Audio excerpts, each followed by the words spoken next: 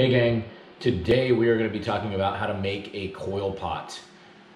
Make sure you guys take a look at the document that I put up about classic vase shapes, because what I want you guys to make sure you're doing is trying to shoot for some sort of a shape that you saw in that portion of the module, all right?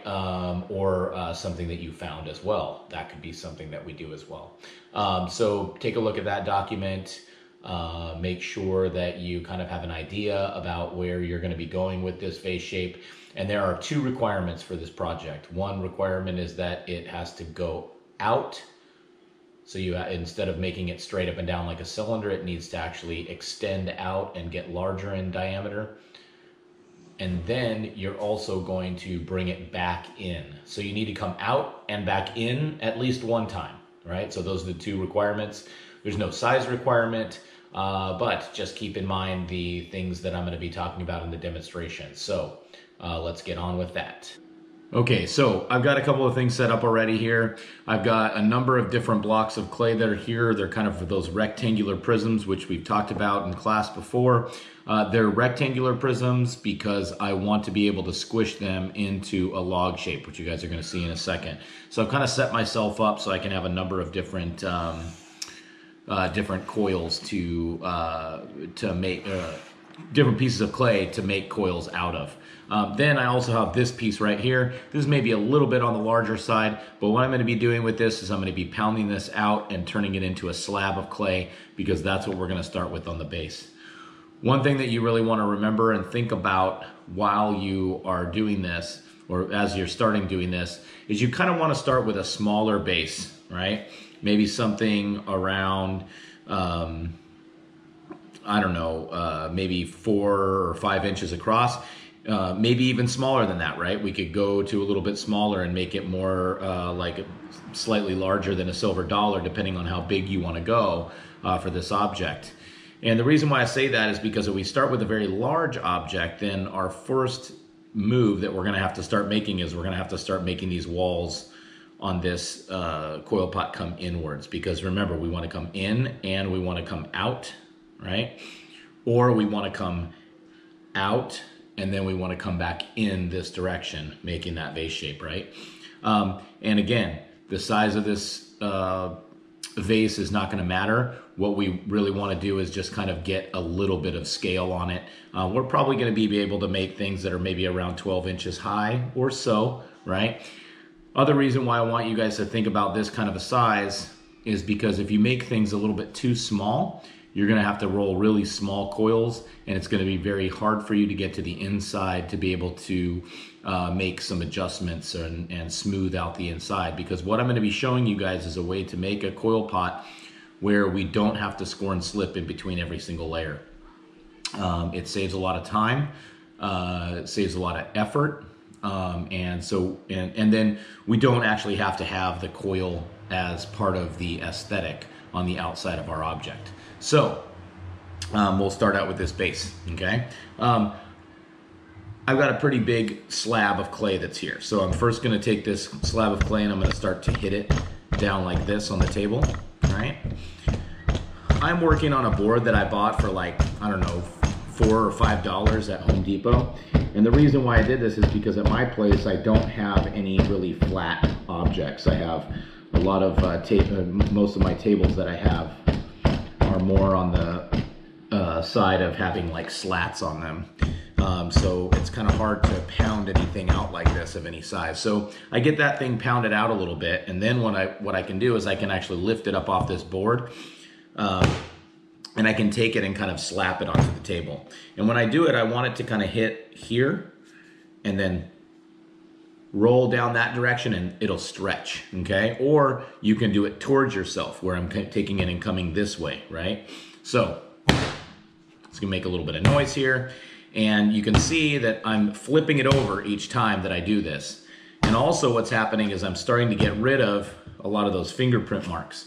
And if you have too many fingerprint marks or fist marks from taking that fist and pounding down this direction, you can use something like a rib, right? Maybe the one that you made, whichever one that you have, or one from your toolkit, and you can take this and you can use this to kind of smooth that clay out.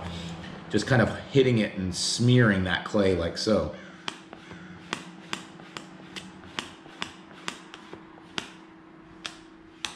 And that just helps get rid of a few more of those fingerprint marks or fist marks, if you will, that were on that base, okay? You want to pound this, or you want to stretch this out like this until it becomes, you know, maybe about 1/4 of an inch, well, actually more like 3/8 of an inch thick, okay? So 3/8 of an inch, there's our inch mark right here, right? So 3/8 of an inch is going to be 1, 2, 3 of those, okay? So that's a little more than 1/4 of an inch. It's 1/8 more than 1/4 of an inch, right? So that's kind of where we want to be. We don't want to have drastically thick bases on our objects, okay? Then what I'm going to do is I'm going to come in here and I'm going to use my needle tool. I can use a knife tool. I can even use this kind of a pointy tool to go ahead and mark on my object what I want my base shape to be. Does our base shape have to be round? No, it can be oval. Does our base shape have to be oval or round? No, it can be square shaped. But what you don't want to do is you don't want to go in there and actually make it something like, I don't know, an octagon or something. That's just too many sides, okay? Too many sides, it's very difficult to keep things very squared off like that. So think more organic, think more like round, something more like oval or something like that. And that's gonna make things a little bit easier on you. You can have a flat side to something. You can have something where, you know, if I drew on this clay, I can maybe have a side that's straight, right? And then I can have another side that's more rounded like this. And that could be the shape that I create. I don't know if you guys can kind of see that on the clay, but it's straight here and then curved on this direction. So it's just up to you as to what shape you want to make. I'm gonna kind of get rid of this mark here with my little gift card rib. And I'm gonna come back here and I'm gonna make the shape oval. I haven't made an oval one in quite some time, so kind of interested to see how it'll turn out. So I'm gonna come here, I'm gonna mark on my clay.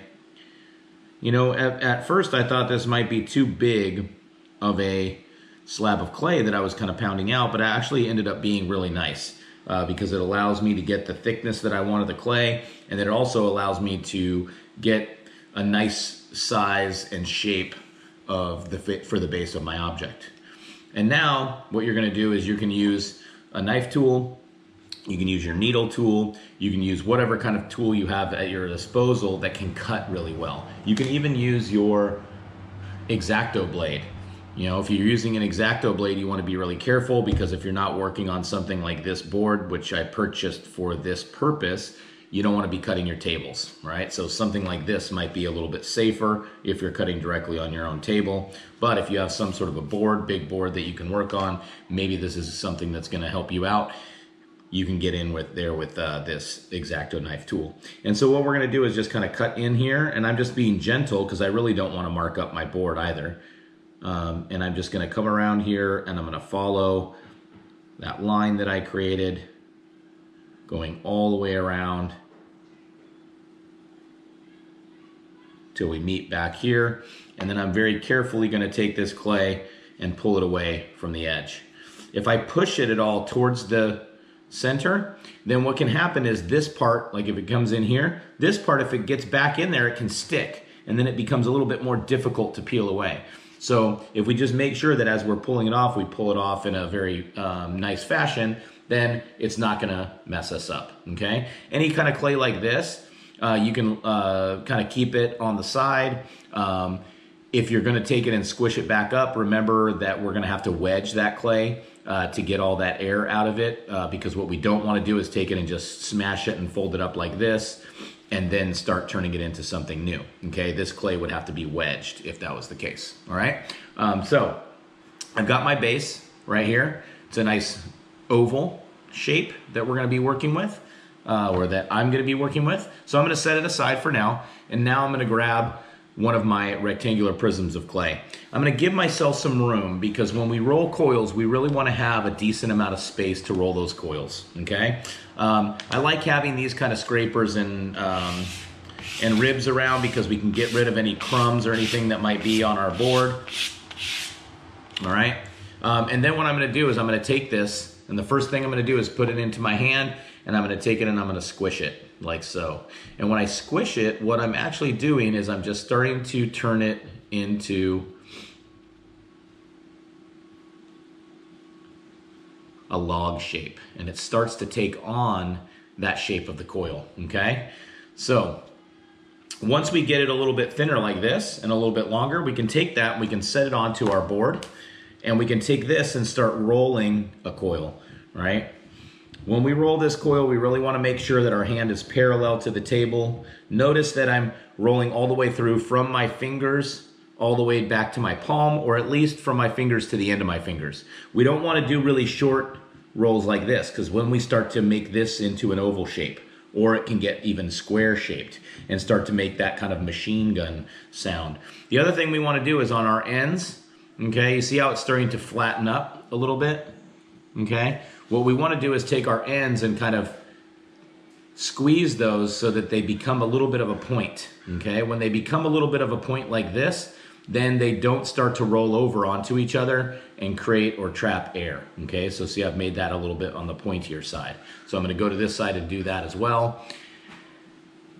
And when we're rolling these coils, we don't want to go very thin with our coils, because when we go and we start taking our coils and putting them onto our base, if they're too thin, what can happen is when I go and do the scraping portion to smooth it out so I don't have to score and slip, what essentially can be happening in that case is I could be making my object too thin, all right? So roll that out. If we get any flat spots, like there's a little bit of a flat spot here, I can kind of hear it making that kind of slapping noise, or like a machine gun noise, like da-da-da-da-da-da. When we get that, we can put it up on its end so it's taller this direction, and then we tap it down a little bit like so, and then we start to roll that object again, and that will bring it back into round, okay? And that can happen just from uneven pressure, but you notice that I like to keep this thing kind of moving all together as I'm rolling it. If it's going to come close to the edge of my little board, I'm going to move it over, okay? We can also do this if we don't have a board to work on. We can also do this on a flat piece of newspaper, on a regular table or something, maybe with some plastic underneath it, depending on what that table is, right? So we want to get a nice consistent coil like so, okay? Now, what I can do with this is I can take this and I can set it aside, and I can come back, right, and not even use my base quite yet, and I can take another piece of this clay and I can start to squish that piece of clay.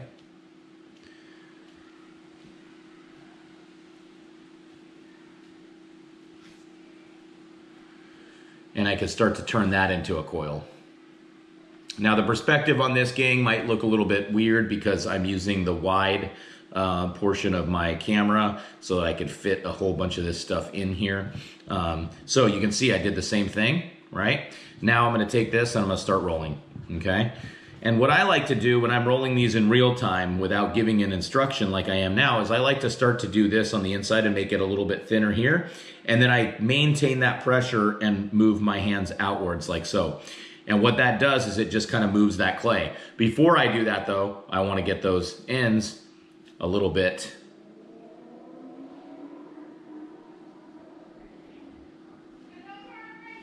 like so, okay? So I'm going to continue rolling. Starting from the center, getting a little bit of that, and then maintaining that pressure all the way out. I've got some flat spots that I'm encountering here.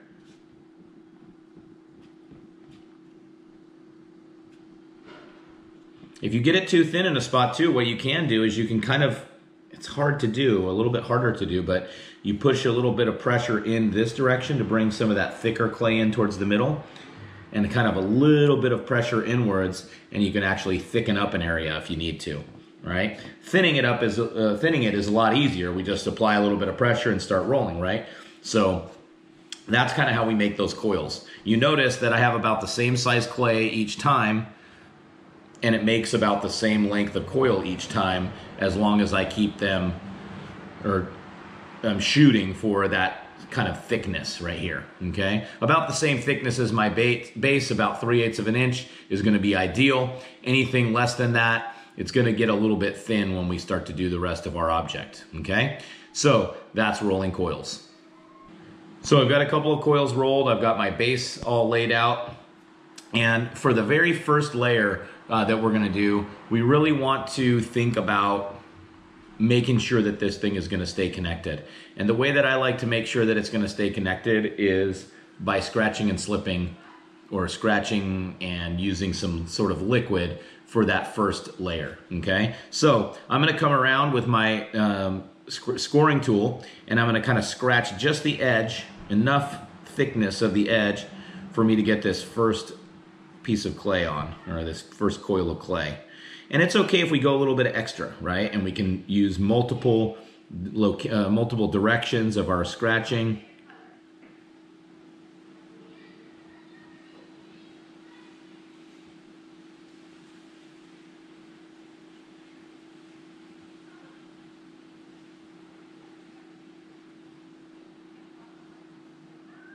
Like so, okay?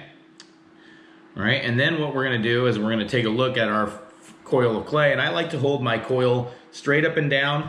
I'm holding it at the very top so you can just see part of it kind of like dangling down from gravity. And I'm gonna take a look and see how much of this coil I actually need to scratch, all right? So I'm gonna kind of lay it down on this first layer and kind of see where that is. And then I can just kind of mark it if I want to, or just kind of understand where that is, right? And then I'm gonna give a scratch on this coil as well. And remember, we're doing this on the first layer. The next layers that we do, we're not gonna do this quite the same. We're gonna do it without scratching and slipping. You kind of gotta hold on to this coil, so it's kind of hard to see exactly what I'm doing. But you guys get the idea. We're just trying to scratch it, but I've gotta hold this because this thing's round, and it's just gonna roll around if it doesn't stay, right, from me doing that, okay? I'm not gonna cut this, and the reason why I'm not gonna cut this, I'm gonna show you in just a second, okay? So now we wanna apply some moisture. I'm just using saliva because it's a little bit easier for me to access at this point in time. There's no need for us to make slip or anything like this for this specific process, because we're not gonna use a lot of moisture, okay? We're just gonna do this on this kind of first layer. So we wanna get enough moisture on both the coil and the base that we're working with. And then once I get a little bit of moisture on there, again, gang, you can use water, right? Saliva just works a little bit better, all right? Now I'm gonna go back with my scoring tool, and I'm gonna do the scoring again. This is just working up this clay into more of a slip-like consistency, makes it a little bit more wet in those scratched areas where we're gonna be putting the scratches together to connect these pieces of clay.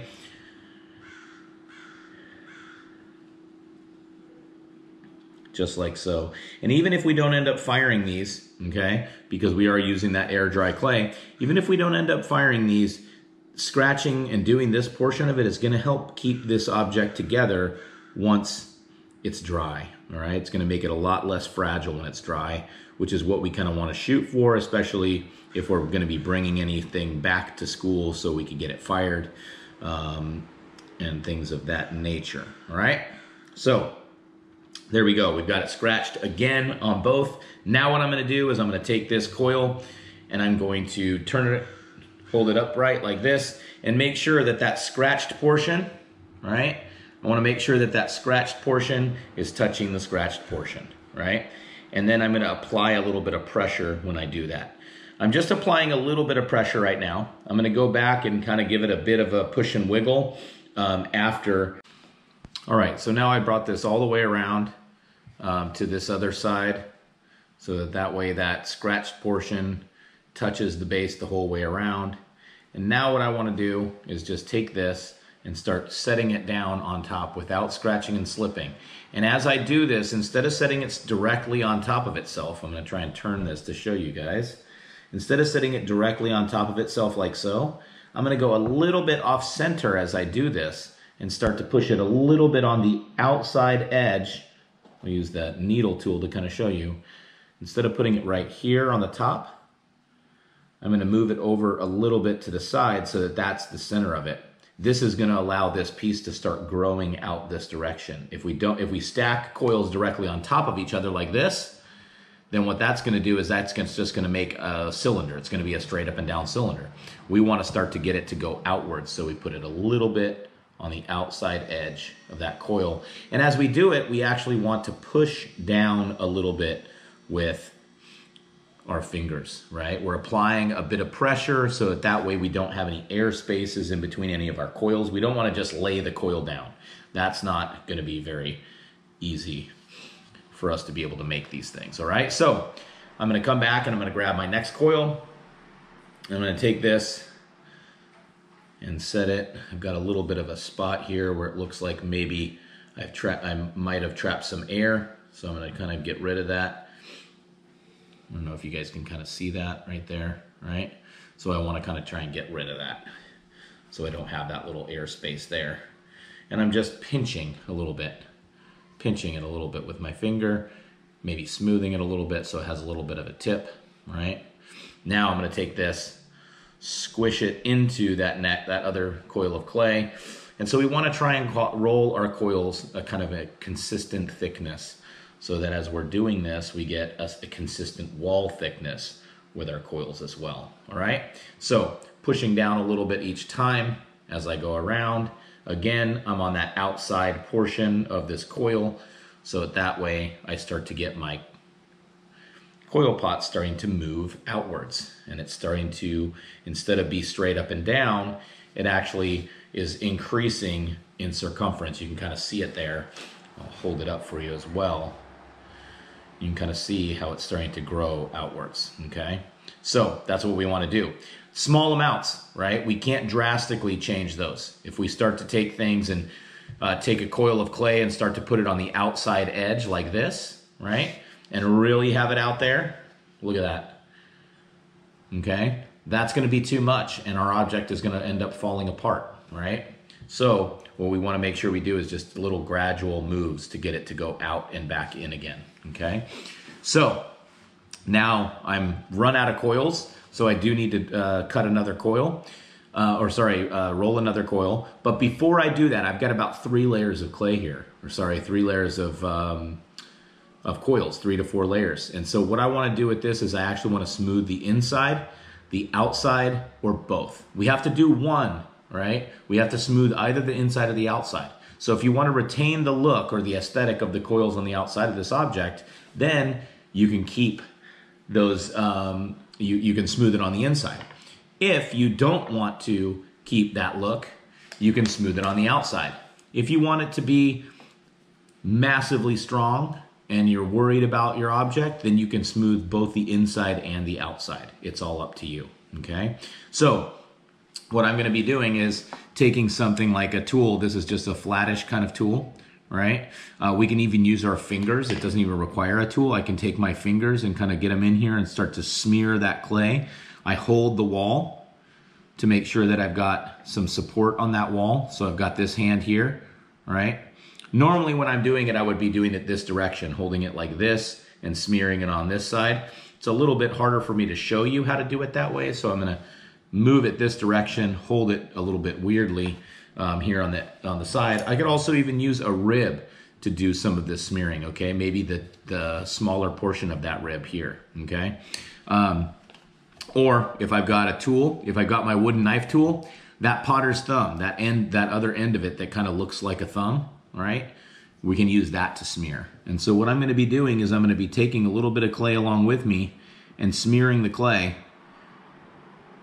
to make it smooth, okay? Right?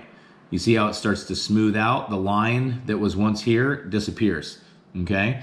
And we want to do that all the way down until it gets down into the base. So even smearing the bottom coil all the way down into the base. Just a little bit different view so you guys can kind of see how this is going to go from the top, right? So smearing that down all the way to the base.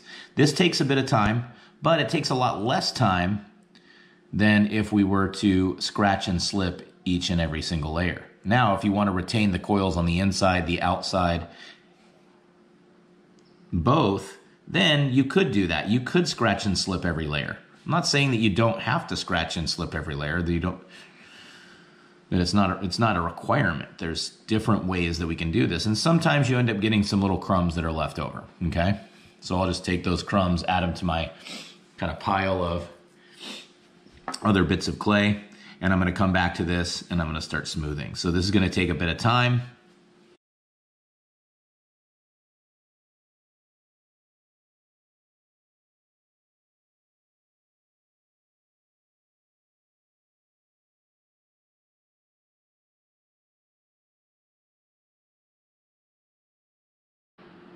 Okay, so there we are.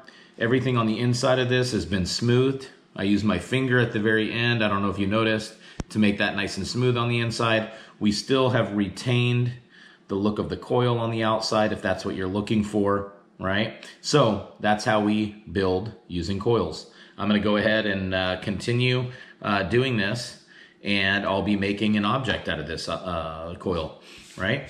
I'll probably again end up making this thing maybe about, I don't know, 12 to 15 inches tall. Who knows, right? I'll go ahead and show you guys a little bit more in terms of video, time lapse, so that you don't have to watch it all happen in real time. And then I'll be posting as well a picture of my finished product, which is what you guys are going to need to do as well.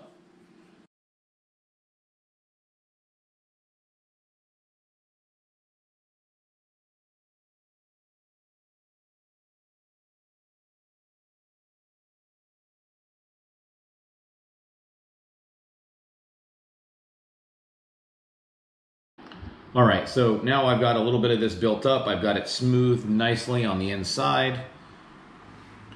This is starting to come out, right? You can see it comes out just a little bit. It doesn't have to come out. It doesn't have to be drastic. It's all up to you guys, right? Now I'm going to start to bring this in. And when I bring this in, now instead of placing those coils on the outside edge of each one of the coils, or placing them directly on top, I'm gonna come and place them on the inside edge, and that's gonna start to bring this inward this direction, okay? So, I'm gonna come here. I've already kind of done it with that very last coil that I put on.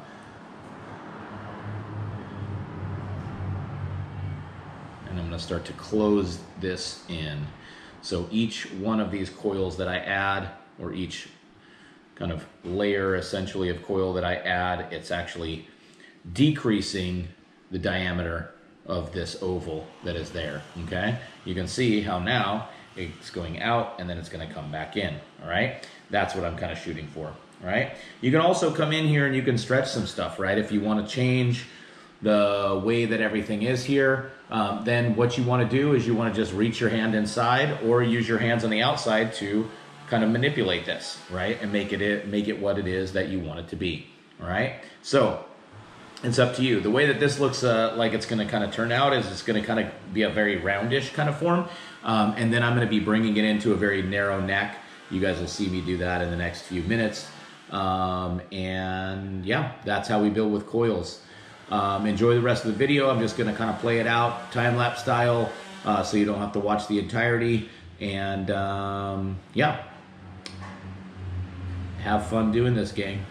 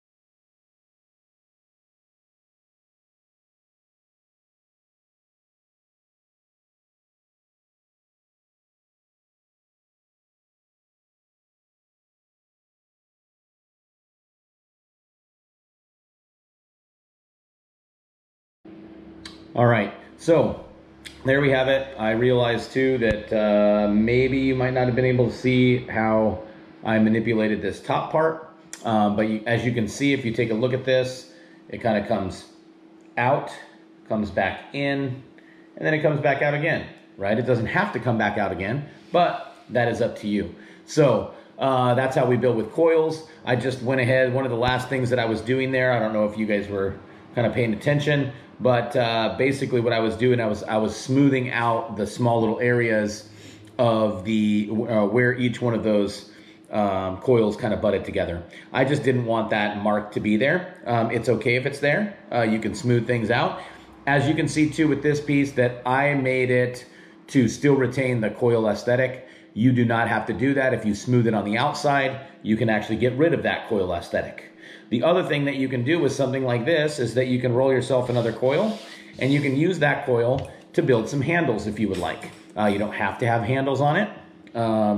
It also doesn't have to come to a slender neck like this, right? You can actually make an object that looks more like a standard pot that you would plant a pot in, right?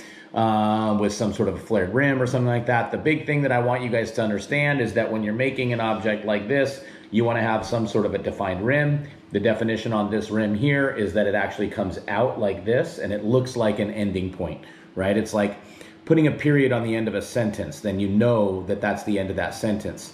When we look at this, and I look at the top of this object, the proportion and everything is correct, that it actually looks like the end of a bottle or a vase of some kind. Like this would maybe be for 1 or 2 flowers, right? Not a whole bunch. And then you also want to define your foot. And so by defining the foot down here on this object, I really didn't define the foot all that much, but what I did is I gave it a shadow line, and giving it that shadow line is enough to actually define that foot if that's what you're looking for, right? Objects like this, that's kind of the classic thing. Kind of goes straight down to the table, right? And it's not anything that has any sort of like a foot ring or anything like that that's lifting it up off the table slightly, right? But if you want to give that a go, you can do something like that, okay? So I've got a coil right here, and let's say I give it a little bit of a cut, nice flat cut on one side. Trying to think about how it is that I would want to position these guys. Maybe I get myself a nice coil like this, and I'm going to take this coil, actually scratch it,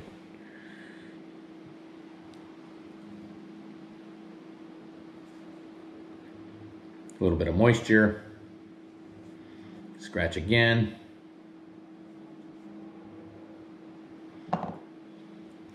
do that push and wiggle, pushing those together, wiggling them, and then I'll kind of use my fingers to draw it across this bit of clay so I can make it look like there's no seam that was there, right?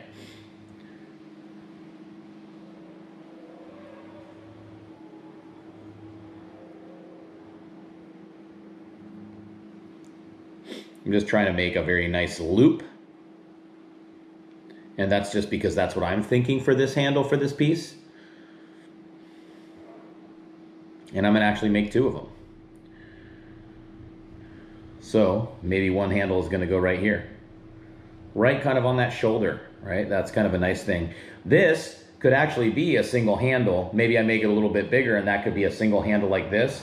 And I could turn this part over here into a pour spout. And then it could be something like an oil container, right? For pouring oil out of it. But I would need to give this rim right here, I would need to give it a little bit of a pour spout. Right now it's a bit thick and it would just dribble down the edge. I would need to have it nice and thin, probably manipulate it a little bit differently to do something like that. So there's one of my loops.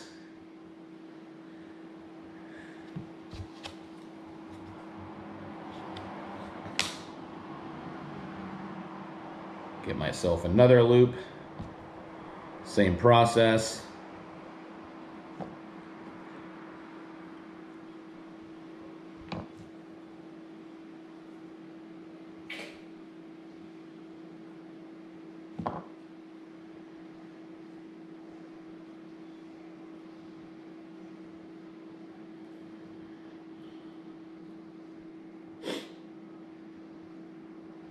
just getting rid of that seam.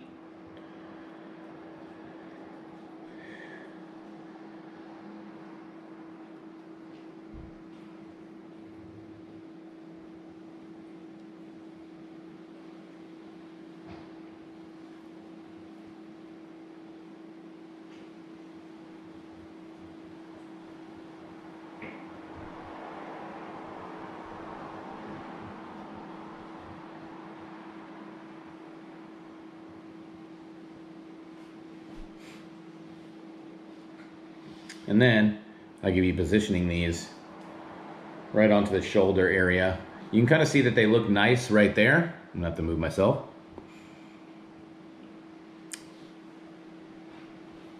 Up here it doesn't quite look right. Right here in the middle, maybe, but still a little strange. Here, right on that shoulder where they kind of fit in, that looks really nice. It's also about 2/3 of the way up on this object. And that's something to think about as well in terms of proportion, is having kind of 2/3 of your, you know, if you're gonna do a narrow-necked vessel like this, maybe 2/3 of that narrow-necked vessel is gonna end up being that body portion into the shoulder area. And then the neck and the rim are gonna be that last third, okay? So that's something that you guys can think about for getting your proportions right, okay? So, I'm still wondering whether or not I'm going to put these guys on there. I'm not sure yet. We'll see what happens, okay? But if I'm going to put them on there, remember, we're going to put them on there. We're going to mark it. We're going to scratch and slip. Make sure that these two pieces are going to stay on that vessel. All right, gang, have fun.